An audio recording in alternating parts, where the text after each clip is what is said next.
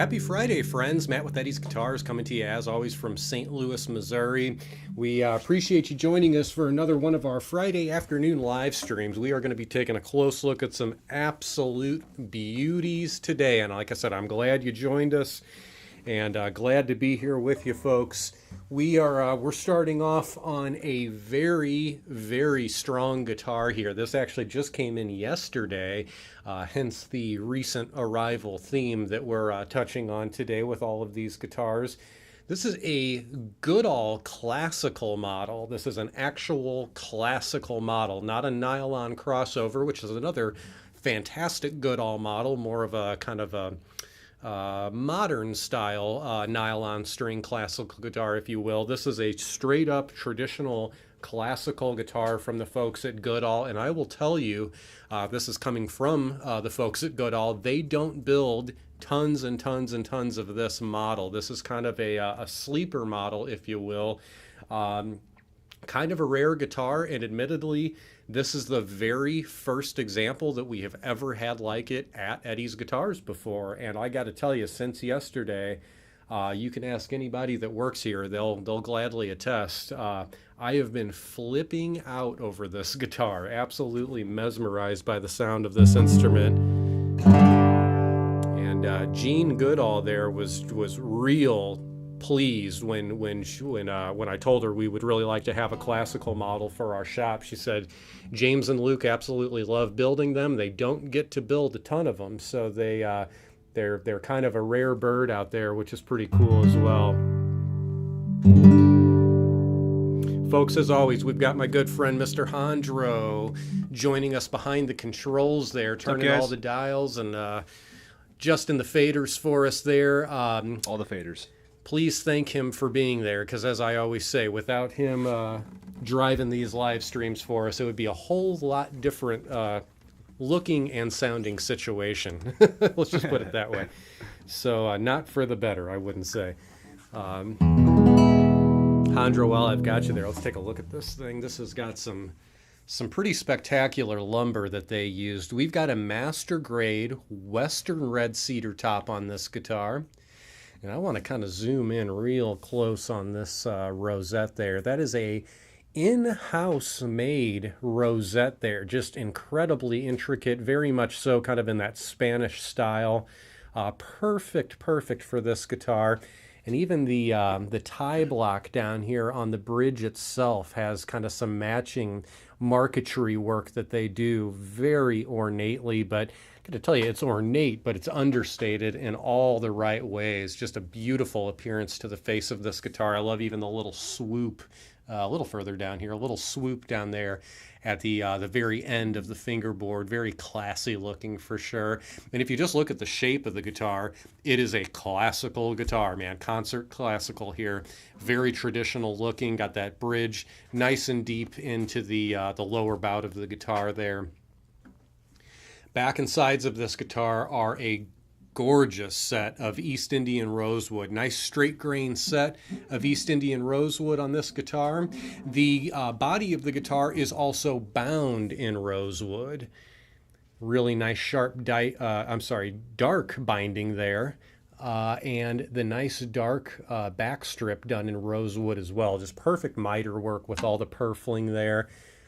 Really beautiful stuff. Even the heel cap detail there has all those nice purfles in there. Really sharp detail work on this guitar.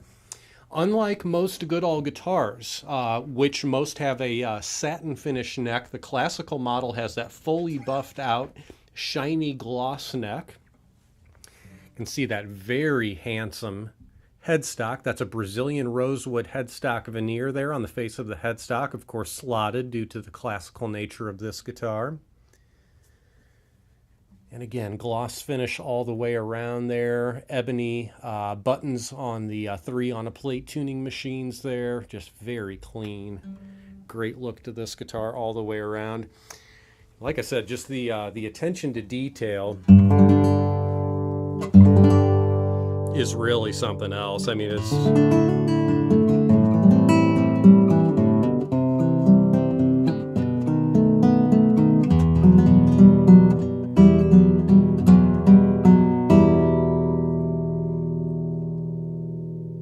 bracing pattern in this guitar is sort of a it's a custom variation. When I say custom, I mean custom to the Goodalls, of course, on a classical lattice brace kind of design in this guitar. So definitely not your X-braced guitar. Basically, like I said, this is a true classical model, not like a crossover or a hybrid of some kind.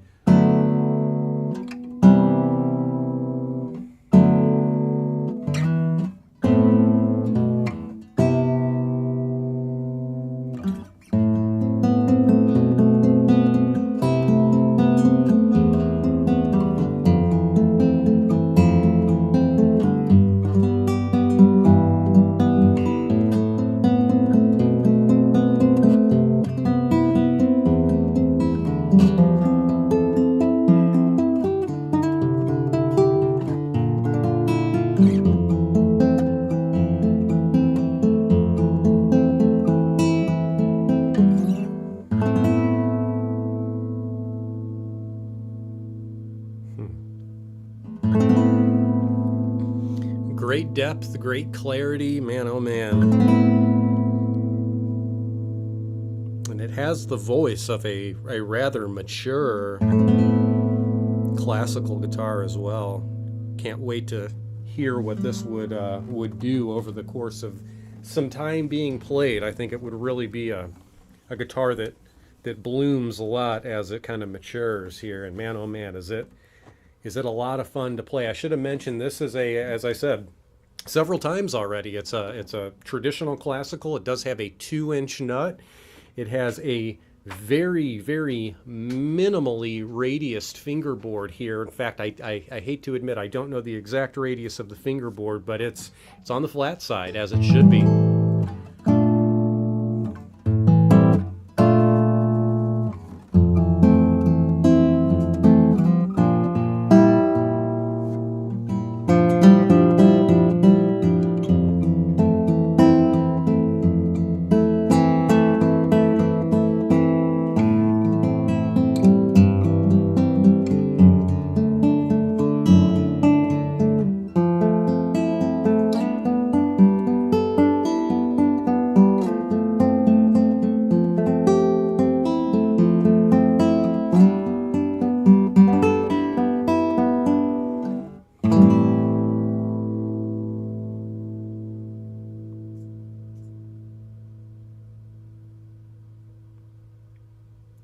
Nice long ring as well, man. Fantastic.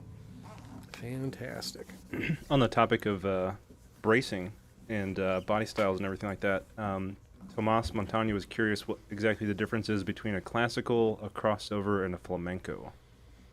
Oh, good question.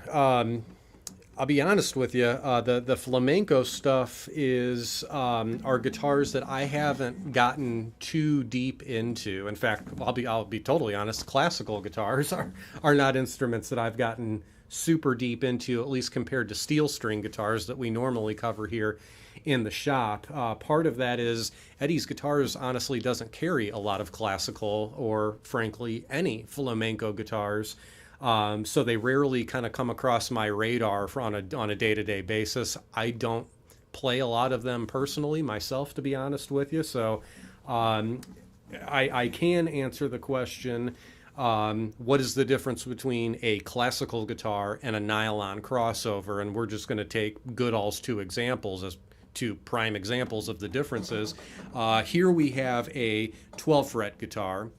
With, again, that specific lattice brace design, very much specifically voiced the way that it's voiced.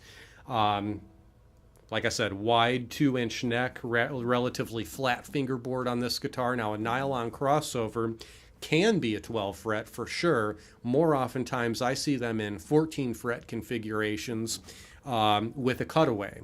Sometimes they'll even have a pickup in them. I know that like the jazz models from Loudon, that's kind of their nylon crossover guitar. They put a pickup in those guitars. They sound fantastic plugged in. A nylon crossover is basically a nylon string guitar made for someone who is used to playing a steel string acoustic guitar. It's going to have a little bit more manageable neck, a little bit less width to the neck. Like I said, a lot of times you'll see a 14 fret neck joint with a cutaway.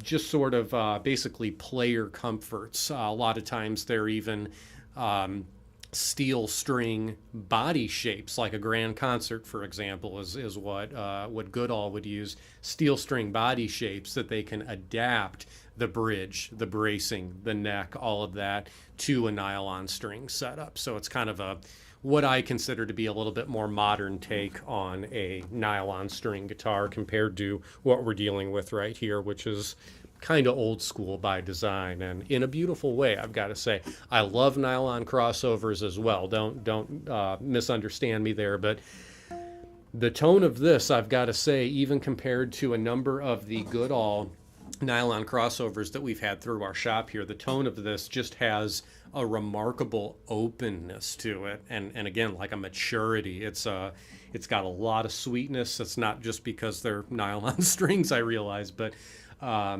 lot of sweetness and almost like a syrupiness in the thick voice of this guitar. Just absolutely beautiful to listen to. And a question from Chris Gabriel. What is a better slope shoulder dread for fingerstyle? Santa Cruz Vintage Southerner or the Collings CJ45? Oh, baby. That's a good question, and two heavy-hitting candidates. Holy cow. Man, which one's better? Neither. They're both better, or both are. Depending on what your ear likes the most, and we're talking specifically about fingerstyle and that slope D, which is a big guitar. It's not a small guitar at all. For doing fingerstyle, both guitars would be great, and I wouldn't say that about just any slope D out there. So don't think that. I say that because the Santa Cruz, on one hand, is a very lightly built guitar, and because of that, it tends to be very responsive to what your right hand is going to give it. And you don't necessarily have to pound on one of those guitars, though you can. You don't necessarily have to pound on one of those guitars to get it to really respond in a full way. Similarly, the Collings CJ 45 is a very detailed guitar. I would say it's not quite as lightly built as the Santa Cruz, but it's a very detailed guitar with a lot of information specifically in those trebles, which can really come in handy. And also, good definition in the low end of that guitar too, which comes in handy when you're doing bare finger, especially kind of finger style stuff. The Collings also projects very well without a lot of effort. Again, kind of like the Santa Cruz in a way. Both would be great, just depending on some of your more particular preferences, like neck shape, just overall feel of the guitar. Obviously, would be a determining factor for sure. Good question.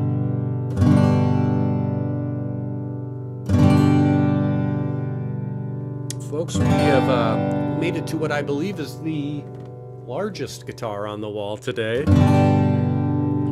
This is the Ryan Cathedral Grand Fingerstyle model, and big fan of the Cathedrals from Kevin Ryan, man. Great big guitar with a perhaps even bigger sound. And they do call this a Grand Fingerstyle model. And I'm realizing Jandro stole my pick from me again. I did not. Then I apparently dropped it, and we will likely never find it. Oh, you know what? I think it's on my desk in there, Jandro. That's the real reason why Jandro's here, so he can get me drinks and guitar picks. Don't throw it, please. Is this little ugly thing? Thank you. Yeah, that little brown guy.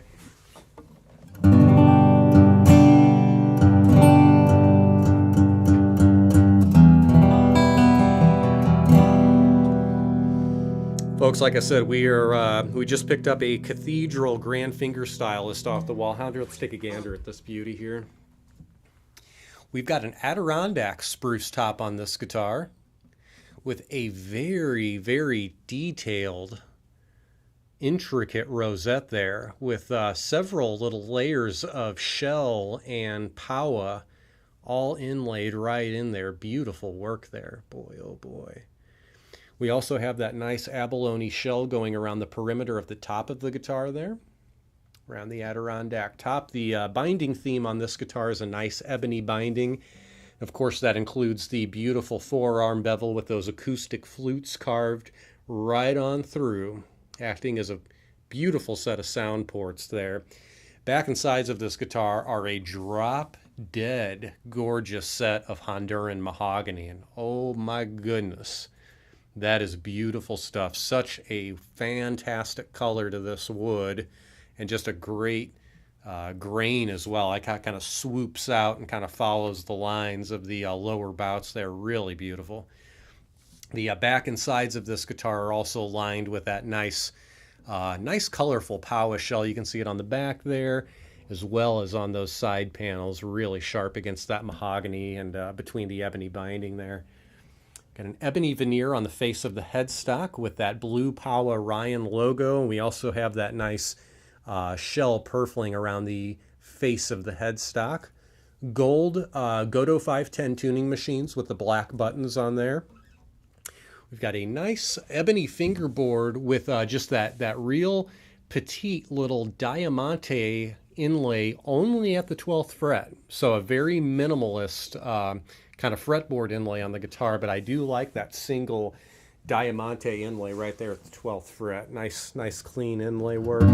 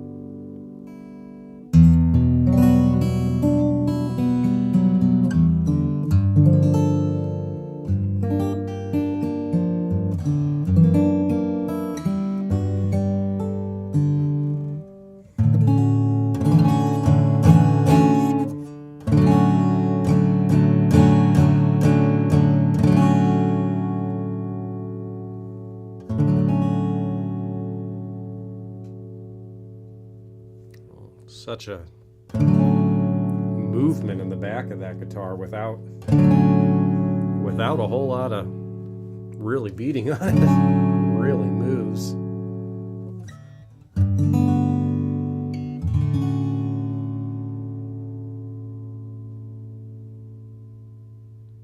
Awesome.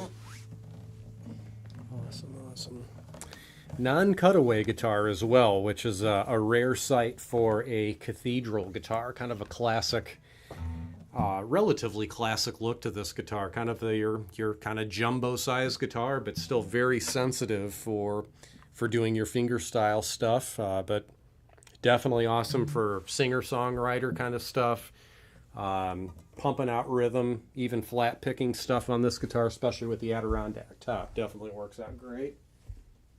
Giorgio on Facebook was curious if there have been any changes in Collings' production since the founder's death. Bill Collings.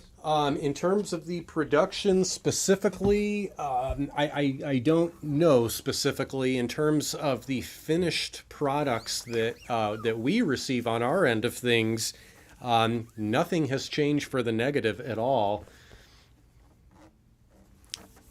We got they're spectators, remarkably folks. consistent. Sorry, I'm getting distracted here.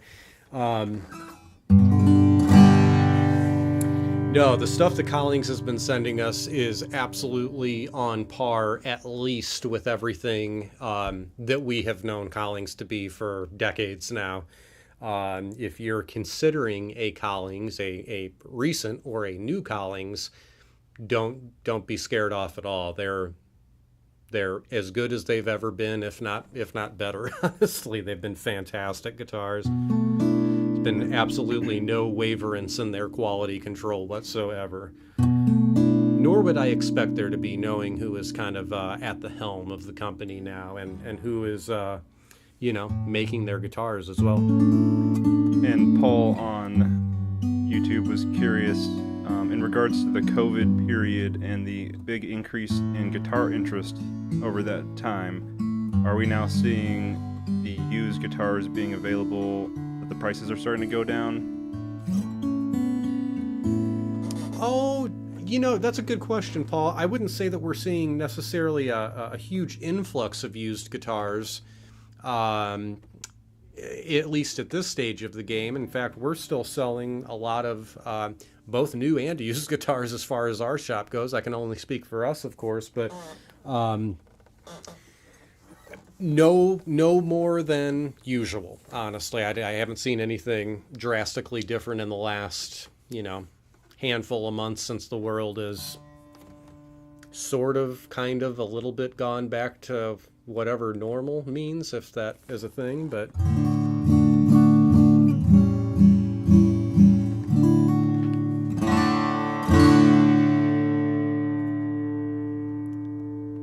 Folks, I just picked up a beautiful Taylor guitar. This is another one of the beautiful creations that we were able to have a small hand in last year when Granville and I from our shop went out to Taylor Guitars and spent some time with Andy Powers. This is perhaps the guitar that I'm most excited about that we had the opportunity to build alongside Andy Powers there, or not build, but at the very least kind of pick some of the important materials for. And this is a shockingly great looking guitar and every bit as good sounding as it looks, I will dare say. Jandro, let's take a gander here. We've got actually no, before I do that, let me at least tell the folks what it is. We've got a custom grand auditorium here. You can probably tell it's custom just based on the face of the guitar, the top that it has, as well as the fact that it has this nice Florentine cutaway, which is the sharp cutaway, as opposed to the Venetian cutaway that you would typically find on the majority of Taylor guitars out there with that more kind of curved design. This Florentine cutaway, in the context of the Grand Auditorium, just looks awesome to me. It's like almost more like a weapon, samurai sword type of vibe to it for some reason. I don't know what it is, but there's a reason we call our guitars axes, right? You're not wrong at all. You're not wrong. Definitely a weapon here for sure. Weapon of tone. Like I said, 14 fret guitar, standard scale length on this guitar. Not a whole lot of tricks up its sleeve in terms of the actual construction of the guitar, but the tone woods on this guitar, I will say, are downright frightening. And when we saw them laying out on the big wood table there at Taylor, and this set came across that table, there were about 3 of us there that were ready to fight each other just for the set of wood to own ourselves, much less anything guitar related. We saw that wood and lost it. Let's take a look at what I'm talking about here, Jandro. Top on this guitar is a seriously one-of-a-kind sinker redwood top. Very, very cool top. You can see that thick racing stripe going right down the center there. So freaking cool, man. Just a lot of depth to that top, a lot of character, a lot of beauty. And this definitely has that sort of kind of famous shimmer. Visually, I'm talking, not to the sound. It does have a shimmer to the sound, but it's got almost a visual shimmer to it with like some glistening highlights if you look real close to it. Just a lot of depth in that top. We've got a very colorful abalone rosette going around the sound hole, as you can see there. Almost looks like that fingerboard just continues all the way onto the top, doesn't it? Kind of cool. Yeah, it does. The binding on the body of this guitar is a really sharp, it's a dark but really sharp tortoiseshell binding. Really nice look to that. Back and sides, you might guess were the tree mahogany. They are not. This is a frightening set of quilted maple on the back and sides of this guitar. I mean, you can see the sides are absolutely every bit equal to the back itself in terms of the figure and just how three-dimensional all of that is. I will tell you, when we saw, like I said, when we saw this piece of wood come across that wood table there at Taylor, aside from its, of course, at that time, incredibly blonde color because it's maple, we all thought, like, man, did somebody bleach sets of the tree mahogany here? Like, what's going on? Just really had that, like, extra quilted three-dimensional look to it. And man, oh man, is this just nuts. So anyway, fast forward, we were talking about all the specs about, you know, this guitar and a few others, and we thought, what if we took those sets of maple that kind of had that sort of tree mahogany sort of figure to it and stained it almost like the tree, give it some color, really make this grain pop. And man, Taylor just did a knockout job with exactly what we asked them to do. The color is perfect, really accentuates the figure in this back set. We're just knocked out by the entire kind of presentation of this guitar. Take a look at the headstock here. You can see a beautiful jet black ebony veneer on the face of the headstock. Got a nice little matching figured maple, a quilted maple that has been stained truss rod cover there. We also have the Celtic headstock, not logo, but inlay rather there. Then we also have a beautiful ebony fingerboard with the Celtic fingerboard inlay as well. That's a theme that we really like. Most of the recent custom guitars that we've done through Taylor have that Celtic fingerboard inlay just because we like it. One of our favorites that they offer. Looks perfect along with that abalone rosette there. Really, really sharp looking guitar.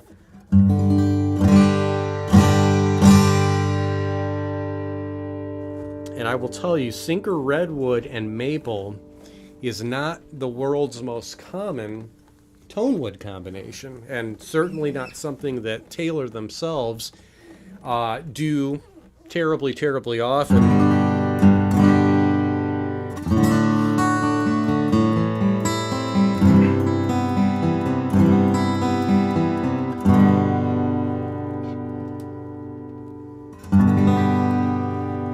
Oftentimes when folks discuss maple as a back and side tone wood for an acoustic guitar, oftentimes tag words like brittle, dry, unforgiving, those are often words that are used to describe maple back and side guitars. And I tell you, this is a sweet, resonant, shimmering guitar. Not what I would expect necessarily out of what folks, you know, tend to think they know about maple back and sides, and in some cases myself included. So this was a surprising one. I knew it was going to be good. I just didn't think it would have quite this level of sweetness to it.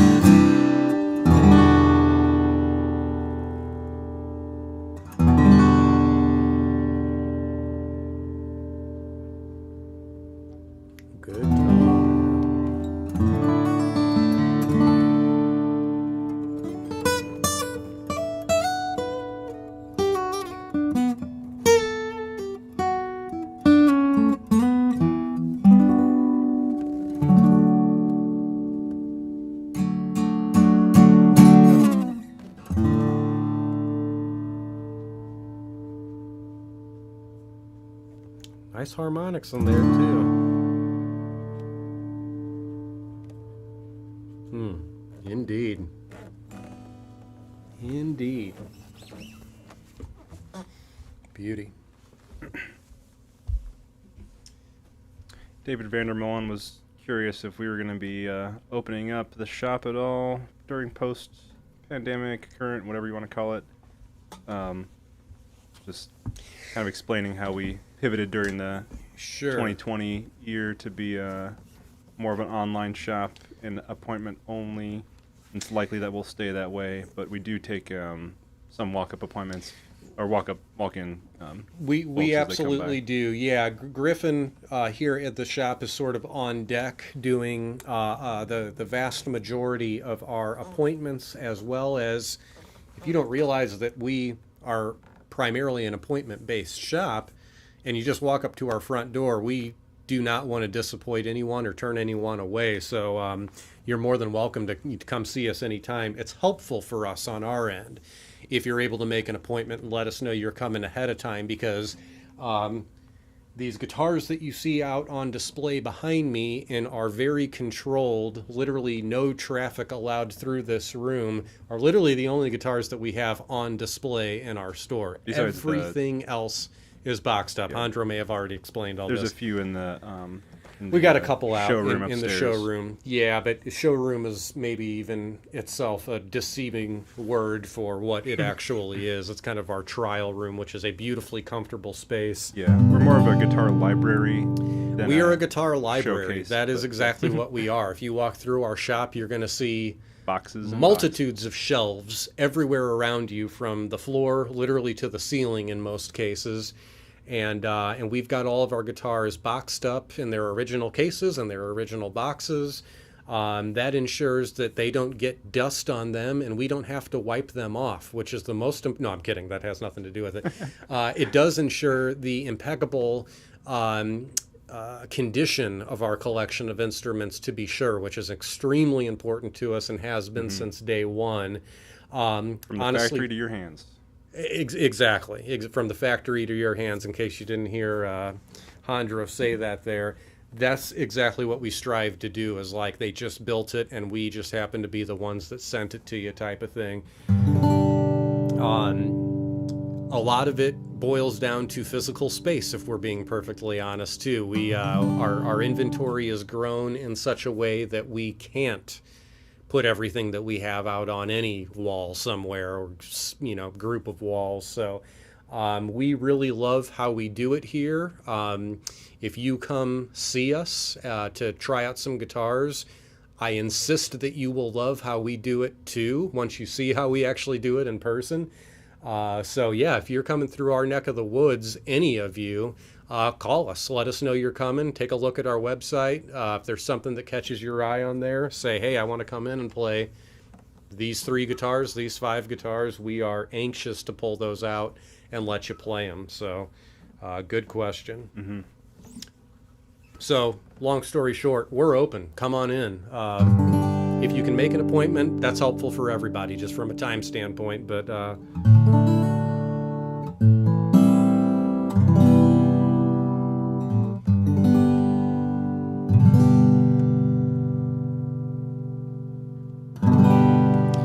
folks, you might notice a healthy stock of Ryan guitars on the wall behind me, and just I'm going to go ahead and touch on this super quickly, and I did a little bit a couple of weeks ago. We were lucky enough to get every single guitar on display at the Ryan booth at the 2023 NAMM show this year, with the exception of one guitar that was actually pre-sold before it made it to the show. I just want to give that disclaimer in case anyone wants to call me a liar, but we took all of the guitars that they had available at the Ryan booth, and they are all shockingly amazing guitars. This is a Paradiso that I just picked up off the wall. One of exactly 3, and yes, I know this to be a fact, one of 3 sunburst-topped Kevin Ryan guitars in existence today. This one, of course, being the very most recent sunburst top Kevin Ryan guitar. This happens to be one of 1 in terms of sunbursted topped Western red cedar tops, as the other 2 sunburst Ryan guitars are spruce top guitars. This is the only Western red cedar that has a sunburst on it, and we are pretty in love with this guitar, both from its appearance, its non-cutaway look, which is a little unique for a Ryan, especially a Paradiso. Just everything about this guitar is a knockout. And whoever ends up with this one will own at least a little bit of my jealousy, I gotta tell you. Jandro, let's take a gander while we're here. We've got, as I said, that sunbursted Western red cedar top. I think the way that color took to that, certainly very different sort of blank canvas, if you will, compared to a spruce top, is just beautiful. Nice dark around the edges, a bit of tobacco kind of color in there as well.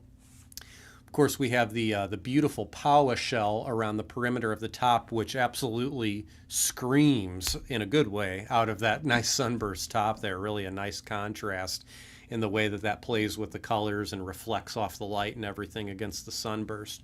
If you look real closely, we've got a deep, dark Brazilian rosewood rosette with some nice purfled rings around the actual ring of Brazilian rosewood itself. Really nice there. Also an ebony binding theme on this guitar, with the ebony forearm bevel and the acoustic flutes, and the forearm bevel itself even has just a bit of color with that Macassar ebony that they used there, and just that little strip of lightness. Boy, oh boy, does that ever play nicely with just the shade of that sunburst. Man, just perfect use of that wood there. Back of this guitar is an incredibly beautifully figured set of East Indian rosewood, almost kind of curtains down the middle there, and like marbling on the sides and lower bout of this guitar. Sorry for the reflections. It's a darker back, but man, beautiful figure in that color. Awesome stuff. You can also see the shell around the back and sides of this guitar there.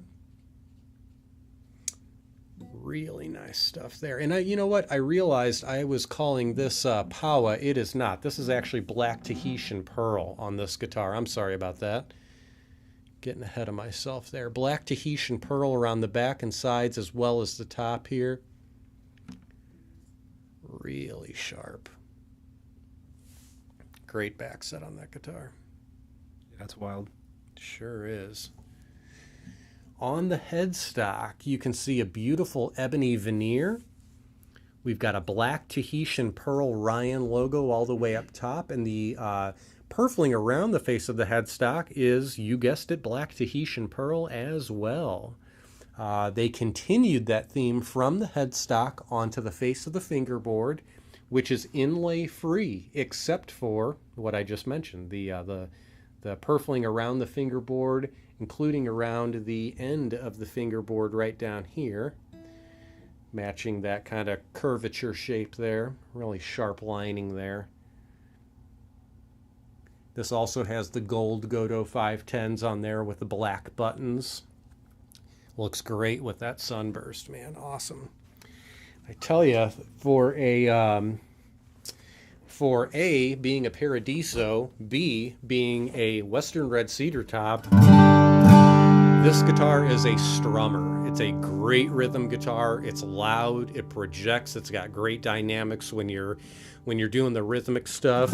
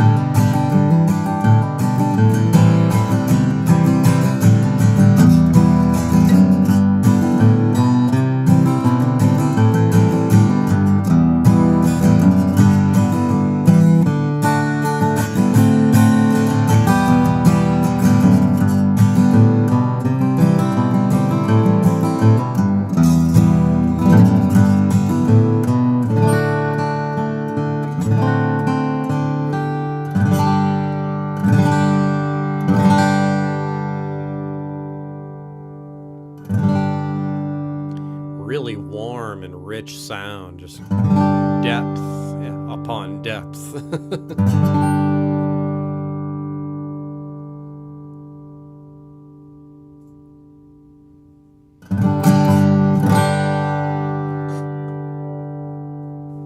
Yeah, that's a good one. Again, one of the rare sunburst top Ryan guitars. If you're a sunburst enthusiast, this is an awfully gorgeous one that you just won't see every day. Not your common J45 type of thing where every single one has a sunburst, it seems like. Ian Cummings was saying that they were at the NAMM show last month, got to see the whole Ryan lot over there, but got distracted by the 35th anniversary and the Paradiso. Missed that one. Yeah, Ian. Ian, I'm envious of you being able to go to that NAMM show. I wish that was one I was able to make it to. I'm hoping to make it to the one, the next one coming up in January. Here is the plan. Right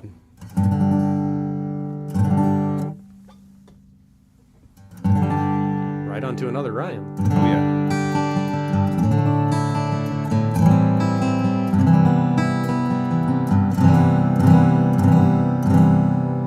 Speaking of the 35th anniversary there, Ian, we will get to it. It has been delivered, and we've got it in-house, at least the Paradiso version. They also did, as you well know, for the other folks out there watching, they also did the Nightingale version, which we are currently waiting for them to ship to us. So very exciting stuff. And yeah, the guitars that they took, as we are seeing here, have just been absolute masterpieces, every single one of them in their own way, of course.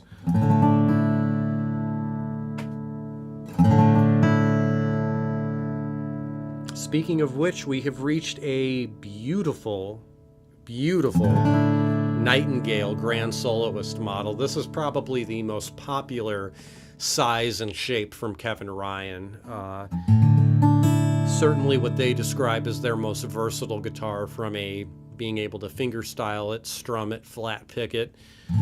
Great singer-songwriter kind of a tool as well.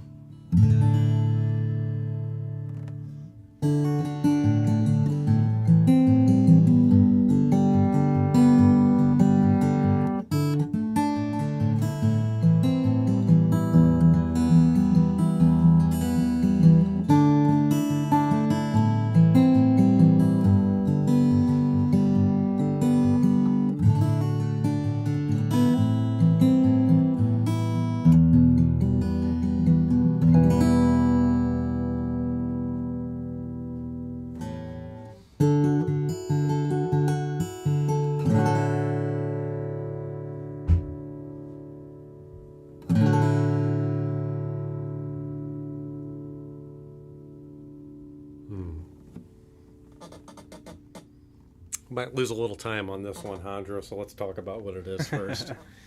We've got, as I said, a Nightingale Grand Soloist model. This has a Bearclaw Engelmann spruce top on it with just a lot, look at that, a lot of marbling and just crazy tight Bearclaw figure in this top. Man, it is awesome, awesome. Ebony binding theme on this guitar, including that forearm bevel with the acoustic flutes. We've got a very nice wide band rosette there, purfled in black Tahitian pearl. This is another guitar that has that black Tahitian pearl purfling on the top of the guitar. We also have that black Tahitian pearl on the side panels, as well as gracing the incredible Macassar ebony backset of this guitar. Just awesome, awesome.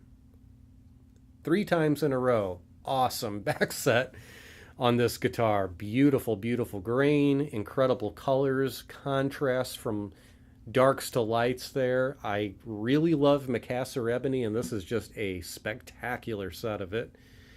And again, that black Tahitian pearl just really pops against that nice, rich, dark wood there. Really nice. Headstock of this guitar, of course, is done in ebony. Ebony truss rod cover as well. We've got a blue Powa Ryan logo. However, the headstock as well as the fingerboard are done in that black Tahitian pearl. The fingerboard, I'm going to try to get close enough for you folks to see this.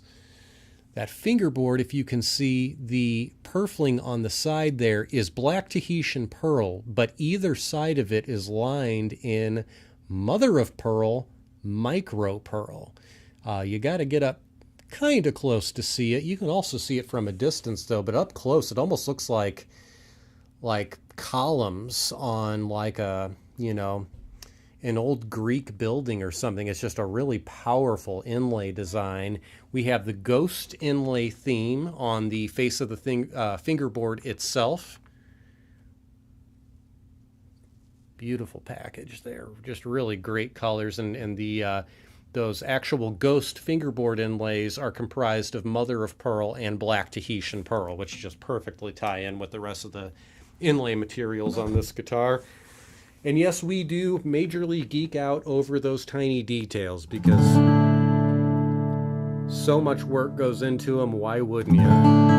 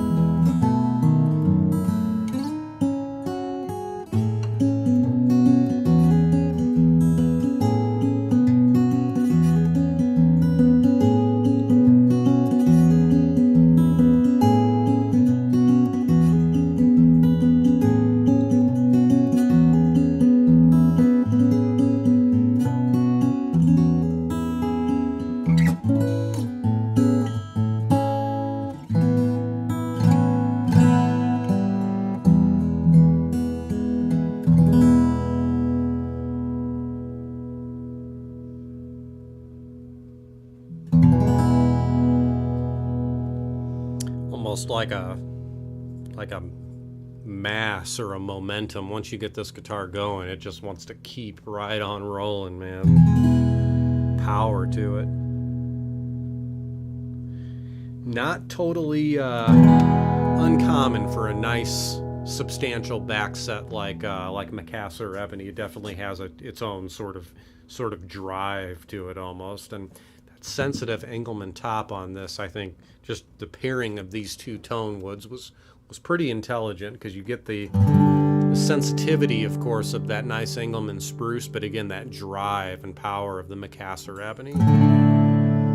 Definitely a depth of tone and a thickness of tone with that Macassar Ebony in there.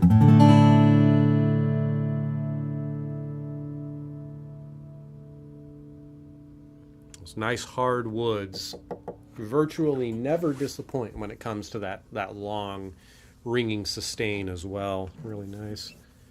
Yeah, it's a nice deep sound. I'd be curious how well that holds up to some down tunings.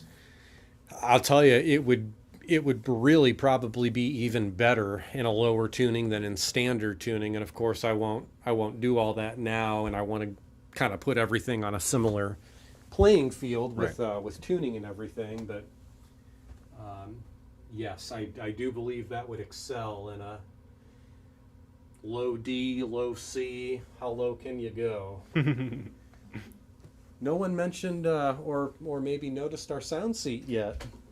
Folks, we got sound seats.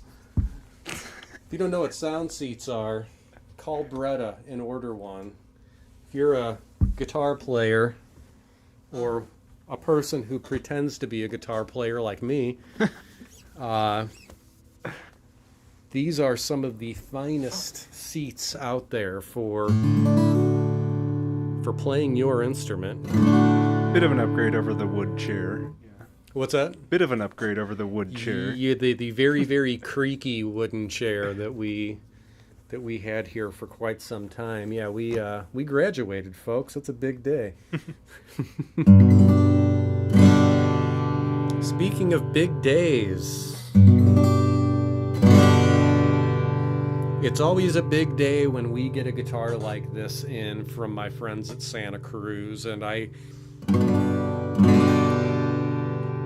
fear to say this might be the last like it that we ever see. And we've actually had, I'm not going to guess how many, but I'm going to say several of guitars virtually with these exact same specifications made over the past 3 or 4 years or so with Santa Cruz. And these materials, I hate to say, as they do, are drying up, and there's just not much of it left out there.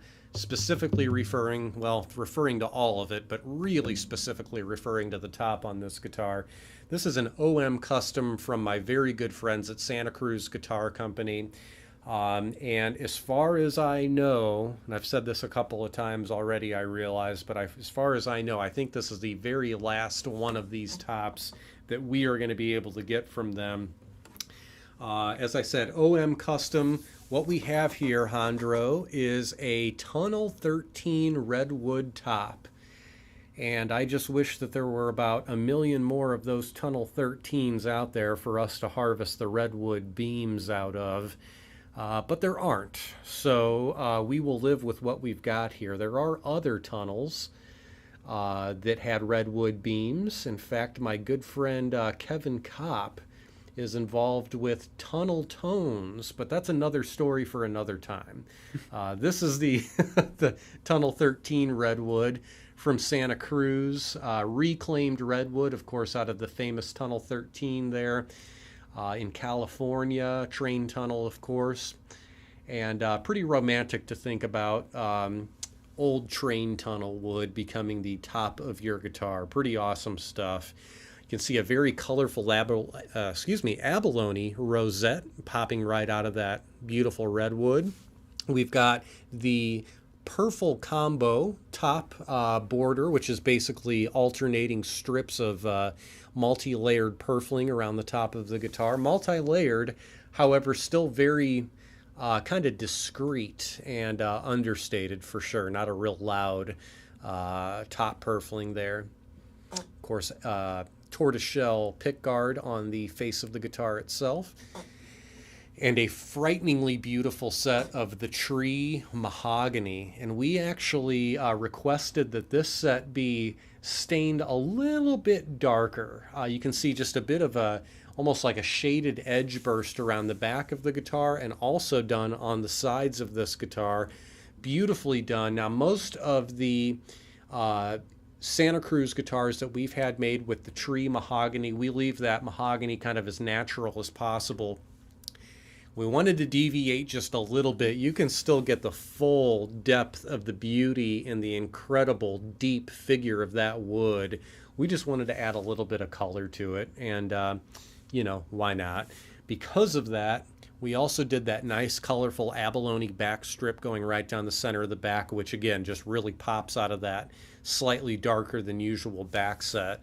Gorgeous, gorgeous work on this guitar though, and I got to tell you, you got to be a brave person to start spraying a bit of a sunburst on the back, not necessarily a sunburst, but like I said, just a little bit of a shaded edge on material like the tree. And Santa Cruz just did a perfect job with this guitar. Face of the headstock on this guitar is a very powerful straight grain Brazilian rosewood veneer with that SCGC logo done all the way up top in classic mother of pearl. We also have the classic nickel Waverly tuning machines there tying everything together. We've got an ebony fingerboard, also an ebony bridge on this guitar. We also have the long pattern diamond and square fingerboard inlays. Think OM28 all day long. That's pretty much what this inlay pattern is. Very classic old school inlay pattern there, which we thought just perfectly played with the rest of the guitar. The entire guitar, body, neck, and headstock, all bound in Brazilian rosewood to match the veneer of the headstock. We've got Adirondack spruce braces under the hood of this guitar, of course, fully scalloped, fully tuned to be very sensitive, very responsive, very dynamically lively in this guitar, and it absolutely is. Everything on the construction of the internals of this guitar have also been constructed using hot hide glue, which over time hardens to become actually harder than the woods that it's holding together themselves, which is pretty cool. So you're getting like maximum potential for resonance transfer, longevity of sustain, and again, just overall dynamic range and responsiveness out of a guitar like this.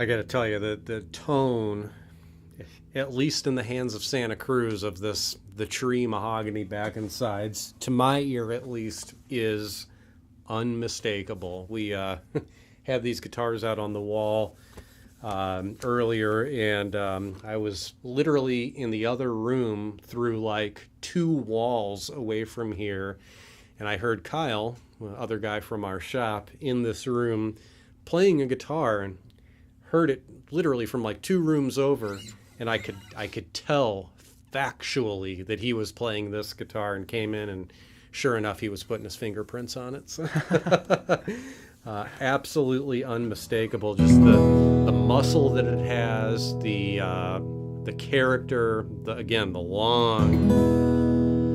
long sustain, man. Victor is curious what the neck shape is like on that Santa Cruz. Sure, this is the standard. That's a good question, Victor. This is the standard OM neck profile. So if you were just to order an OM from Santa Cruz, it would come with this neck. It's a 1 3/4 nut width. It has what they call a V profile. That's a little, in my opinion, vague, honestly, because it's not like a triangular V neck. It's a soft V profile. Yes, there is a presence of a V. It's not a straight round, C profile or whatever, or oval or whatever. It does have a bit of a V, but if you've played like the Martin Clapton guitar and you think that V necks are not for you based on that type of guitar, that is not this neck at all. This is a very refined, super comfortable neck. Not saying that the Clapton guitar isn't great. It is. It's just a very polarizing neck compared to what this guitar is. Very comfortable. And I'll tell you, by the time you get up a little bit higher, you forget that there's any V there whatsoever, which is neither right nor wrong for me.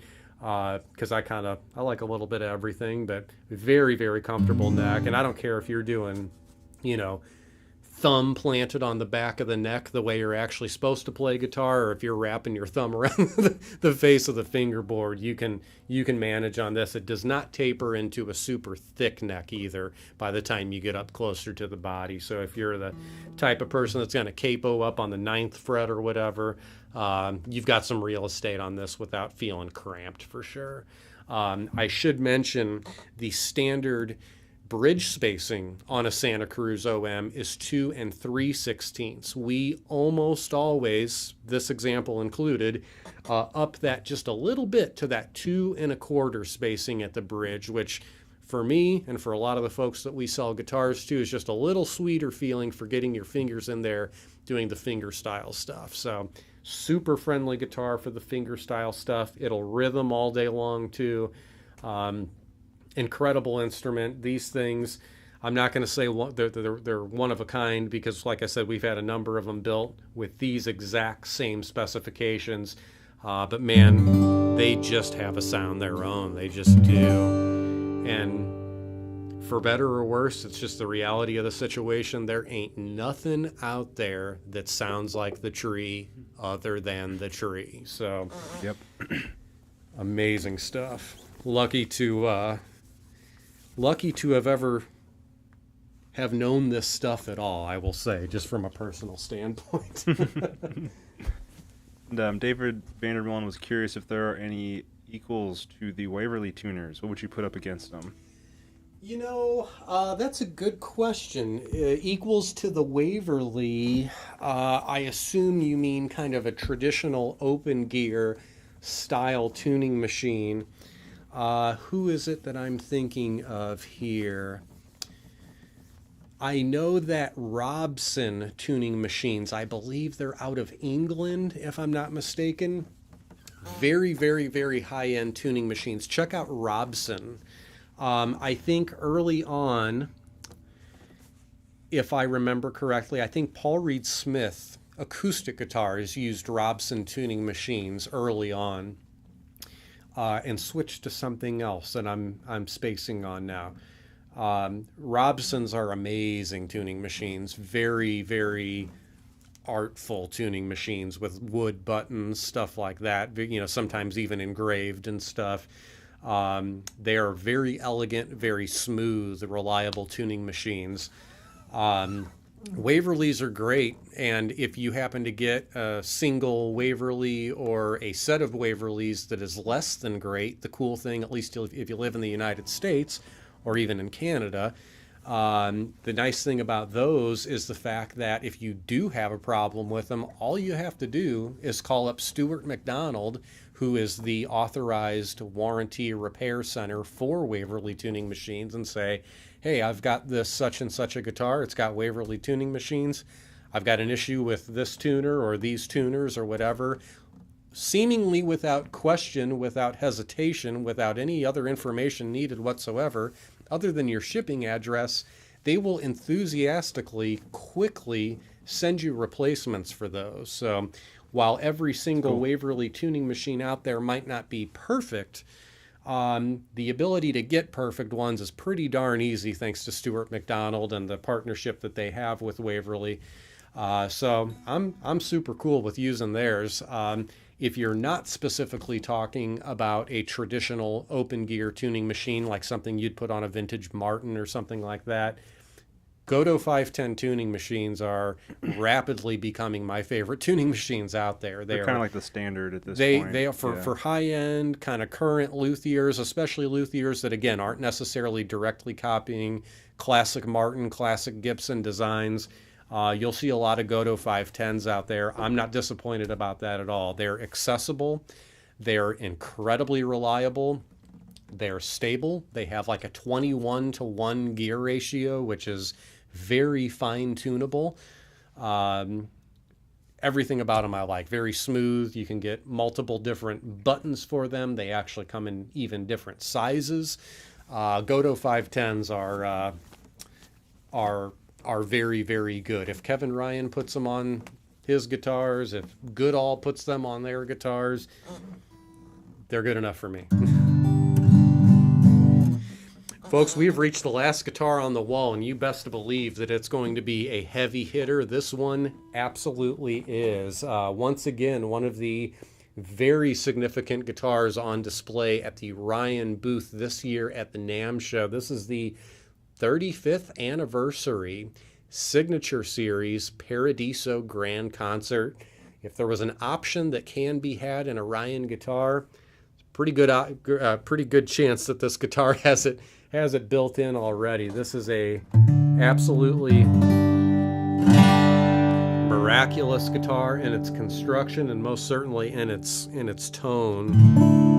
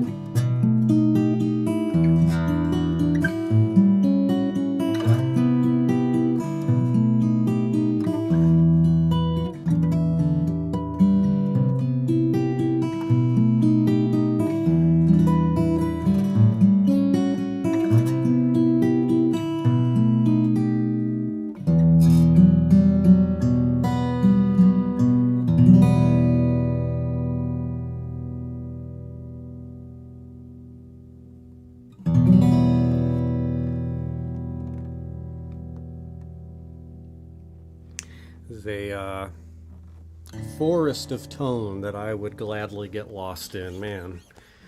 What we have here, folks, take a gander here, Jandro. It's a master grade Western red cedar top on this guitar, and for a Signature Series, you best believe it is master grade. Beautiful, deep looking set of wood for this top on this guitar. Incredible, incredible old cedar top on this guitar. Of course, we have the Florentine cutaway, which for a Paradiso, I'll just tell you, that's my favorite look at the very least. Great look for that Paradiso, classic. The purfling on the top of this guitar, I'm going to zoom in a little bit here, is a combination of reconstituted turquoise stone as well as black Tahitian pearl, basically tiles that are inlaid around the entire perimeter of the top there in a very beautiful way. You can see the rosette there is the Arts and Crafts Pueblo Rose art rosette there. Incredible color with that reconstituted turquoise stone, and again the black Tahitian pearl. The field of wood that all of those shapes are inlaid into are a radial cut Brazilian rosewood, and even the lining around either side of that thick band of rosewood is black Tahitian pearl as well. So just tremendous detail just in the rosette itself. Awesome. Got an ebony bridge on this guitar. If you look closely, those titanium Ryan bridge pins are even inlaid with that reconstituted turquoise as well. Incredible. Ebony binding theme on this guitar. The ebony forearm bevel there, of course. Back and sides are a downright incredible set of Brazilian rosewood. And again, we've got a rather dark set of wood here. I'll try to get some light on this grain because it is awesome. Lots of kind of spider webby kind of things happening there. Good straight grain to it though. Just a beautiful set of wood all the way around. Both the back, as you can see there, especially right there, you can see that beautiful black Tahitian pearl around the back as well as around the sides of this guitar. Beautifully framing all that beautiful dark Brazilian rosewood. If you look at the face of the headstock, you can see that continuation of the Pueblo Rose treatment on the face of the headstock there. Those colors, man, I'll tell you what, if it gets better than that, somebody send me a picture or something because I just don't think it gets better than this. Got a Brazilian rosewood veneer on the face of the headstock, which is uncommon. I'm lucky enough that my Ryan guitar has a very cool Brazilian rosewood headstock veneer. This one also has that. Again, the inlay work just leaps out of there. If you look at the truss rod cover, you can see a very elegant 35th anniversary sort of etching in that ebony truss rod cover that also has that nice purfling around it so you can see the beautiful shape. Black Tahitian pearl around the perimeter of the headstock. Take a look at the back of this headstock. This is fabulous. Very, very cool. Swooped figured maple reverse veneer on the back of this headstock here with a bit of staining on there, a little bit of a vignette around it and color in the center there. Just so sharp. Not like anything I've ever seen on a Ryan guitar of any kind. Really sharp. We've got the black chrome Goodall 510 tuning machines on there with the black buttons, looking absolutely spot on this guitar. Speaking of the 510s, you'll see a lot of them in our shop for sure. One more time there, Jandro. We also have the full Pueblo Rose fingerboard inlay on this guitar. It's like someone just stole one of our instruments. Did that sell there, Granville? I'm working on it. You better work on it. Every day. That fingerboard inlay is also done in black Tahitian pearl and the beautiful turquoise as well. Look at that rising sun coming off the 12th fret. Oh my goodness. Wow. Oh my goodness. I'll take 2 of them, please. Don't tell my wife. Awesome. Absolutely phenomenal. This is one of those guitars that, yes, you want to pick it up and you want to play it. You want to put fingerprints all over it. You want to hear it. You want to wear the strings out. And then you want to restring it and wear the strings out again. But I'll tell you what, if you could only just look at this guitar, that's pretty good too.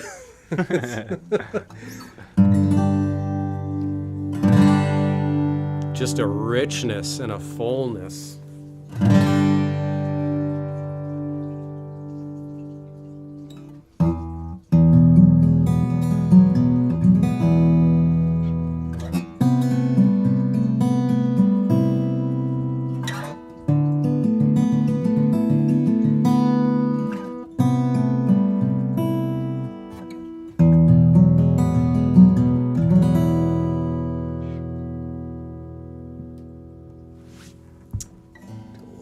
Pick real quick while we're here.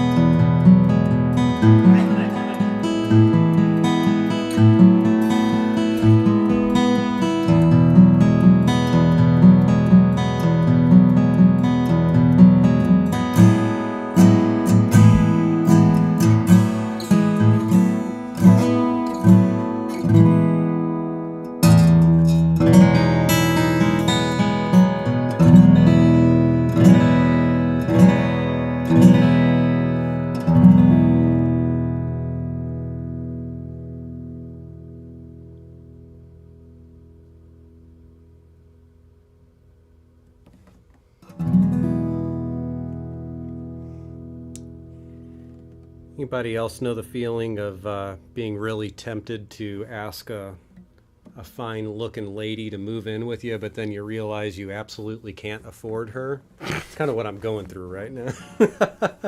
No, I'm just kidding. Folks, we have reached the end here. If that's not enough to make you want to go jump off a cliff, then I don't know what to say. Yeah, the guitar is incredible. Insane, my friend. She is insane. On every account.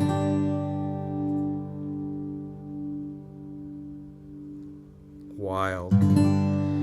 There's a reason why really great Western Red Cedar and really great Brazilian Rosewood belong together, and you've seen them together a number of times over the years. With awfully famous folks playing guitars that fit that exact description. There's a good reason for it. Let's just leave it at that. I think Kevin does perhaps one of the very finest jobs out there of combining these two woods and realizing their full potential together. Absolutely incredible. Folks, we're at the end. If we have any lingering questions or comments, now would be the time. Jandro, what guitar do you like? Oh man, I mean, I'm gonna have to go with that one. The Ryan. Easy.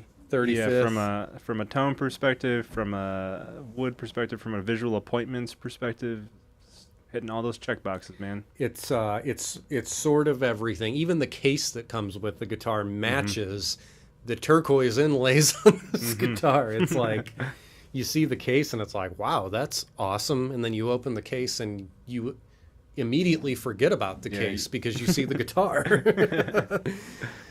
Pretty awesome. Yeah, cool. Any favorites from spectators out there? Always love to. David said that the Santa Cruz was his ticket. Yeah, man, I'll tell you what. I can't blame you there. That's, as I said, I wish I were wrong, but I think I'm not. I think that's the last one like it we're going to have. Yeah. Tomas is chiming in on that too, Santa Cruz. Yeah. It's a pretty amazing little piece. We are lucky enough to now have some access to what Santa Cruz refers to as the Fort Ross Chapel Redwood, which is scary good stuff as well. But I'll tell you, that Tunnel 13 is really special stuff. Like I said, something we probably won't see again. So, folks, as always, we sure appreciate you spending some time with us this afternoon. We will try to come live to you again in the next couple of weeks with a fresh batch of guitars. Do come loaded with your questions if you have any. Like I said, we really love doing this and just appreciate you joining us. Have a wonderful weekend. And wanted to just super quickly say we've got Mother's Day coming up here on Sunday. So a very happy Mother's Day to all the mothers out there, with an extra special, most special Happy Mother's Day to my own mom, who's right up here if you can see her on the wall there. Happy birthday, happy Mother's Day. It's been a long day, folks. Have a great weekend, everyone. We'll see you next